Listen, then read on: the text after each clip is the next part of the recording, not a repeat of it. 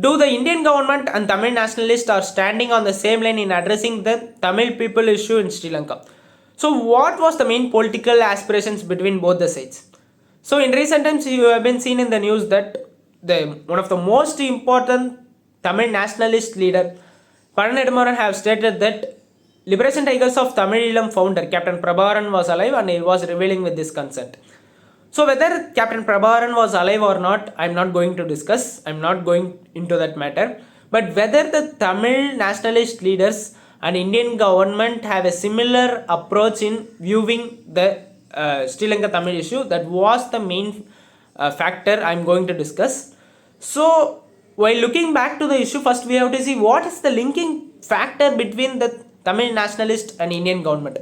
So you have to see main three parties. One is Tamil Nationalist in Tamil Nadu, and another side is the Tamil National Alliance, who is the umbrella of Tamil parties in Sri Lanka, and this side the Indian government. So the main linking factor between the three sides is Amendment 13A of Sri Lankan Constitution. So these three parties have a common objective of implementing, of pressuring the Sri Lankan government to implement the 13A, which is addressing the political autonomy of Tamils in Sri Lanka. Especially, it will address major concerns of Sri Lankan people that have been demanding for many years.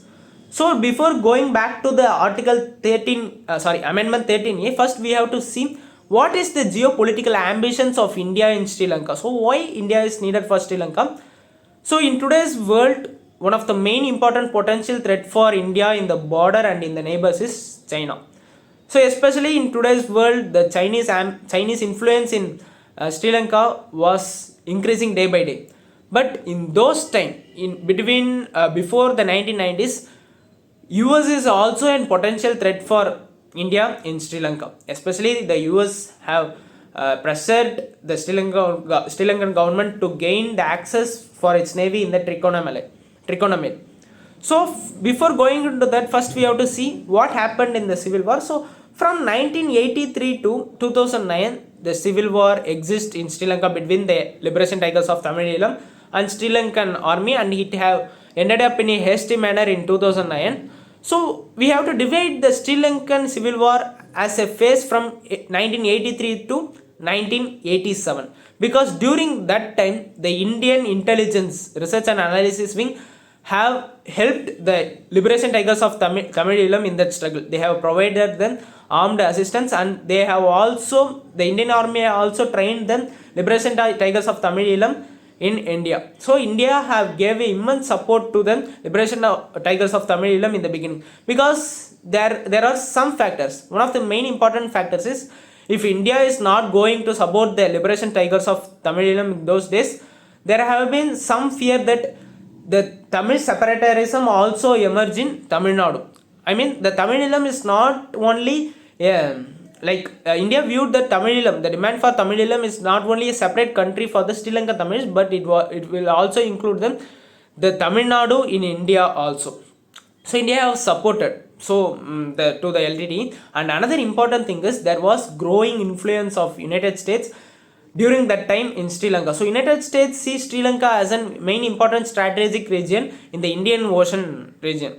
So United States have been pressured the Jayawardene government, and they have been largely investing in the Sri Lanka. So to counter that, India also used the LTTE as a function to put a pressure on the Jayawardene government during those times. But subsequently in 1987, the Jayawardene government have pressuring Rajiv Gandhi to counter the LTTE. So that time the Rajiv Gandhi and Jayawardene have signed a 1987 peace accord. In that peace accord, they have included that the 13th amendment. So the 13th amendment addressing that the Sri Lanka was kind of a unitary form of government. I mean, the central Sri Lankan government have a more power, and the province, I mean, India will have a state. So Sri Lanka will have a province. They doesn't have many powers. But under the amendment 13A, this will address the devolution of powers. I mean, the central government, Sri Lankan central government should devolve the powers to the province, because the Tamils were largely residing in the north and eastern part of Sri Lanka, and northern and eastern part of Sri Lanka is a separate province. If the power was devolved to the province, then the provincial representatives will be somehow the Tamils, because in the provincial elections the Tamil will choose the Tamils as their representatives. So somehow it will be, they will have some sort of the privileges and some sort of powers. Tamils will some sort of powers. That was the main political objective of the amendment 13A. Of course, many Sinhalese have objected to this kind of to this amendment 13, and even Prabhakaran also objected, because Prabhakaran doesn't wanted them political autonomy within the Sri Lankan constitution. He wanted the separate country for Tamil people. I mean the north and eastern part of Sri Lanka as a separate Tamil Edom. So because he know that even the political autonomy will not address the Sri Lankan people, because the Sinhalese domination will always be there.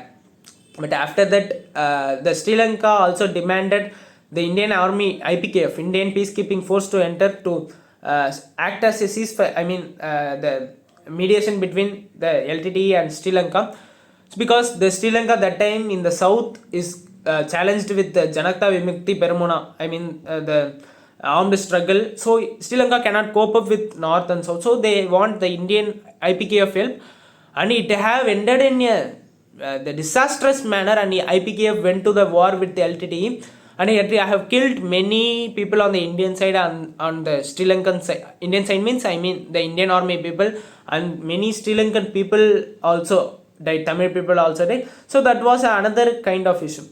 But after the death of the Prabhakaran, I mean after the end of the Sri Lankan civil war in 2009, the Prabhakaran is not largely believed in the political solution, because he wants armed struggle and he wants a separate country.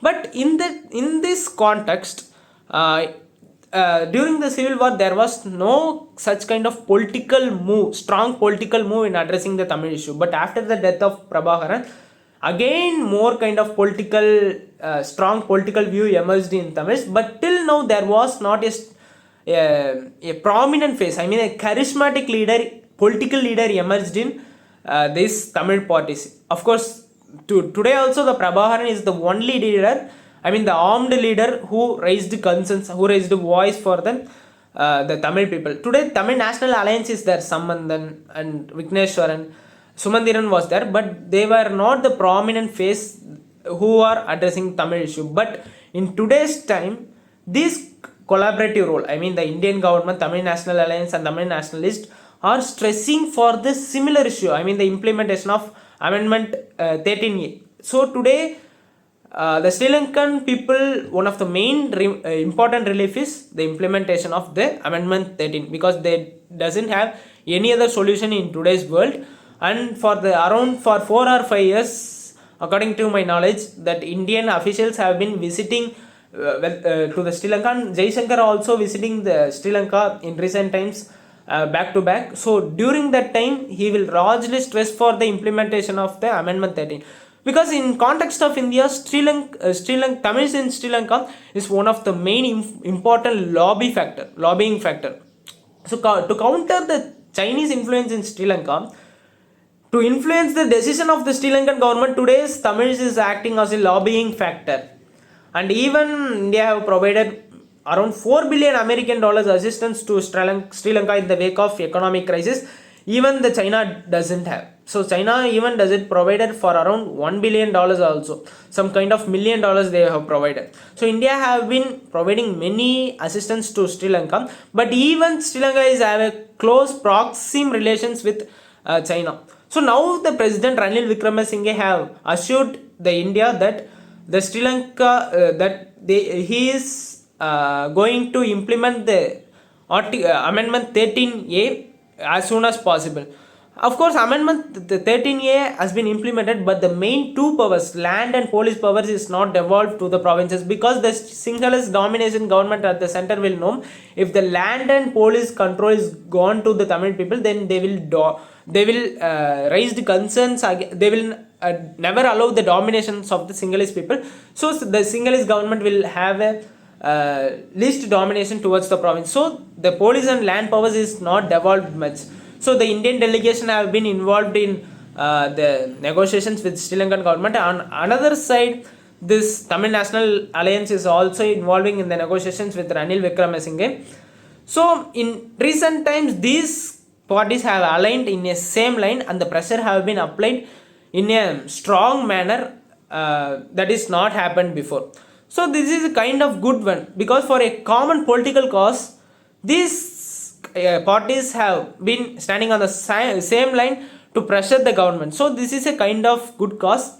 And if the Sri Lankan people is if Sri Lankan Tamil people will be largely, like they have a political kind of, they have advantage if this amendment 13A is implemented. So that was that was my point, that these Tamil nationalists and this Indian government today world, they have a standing on the common cause. That is a kind of a political optimism according to me in this context. Thank you.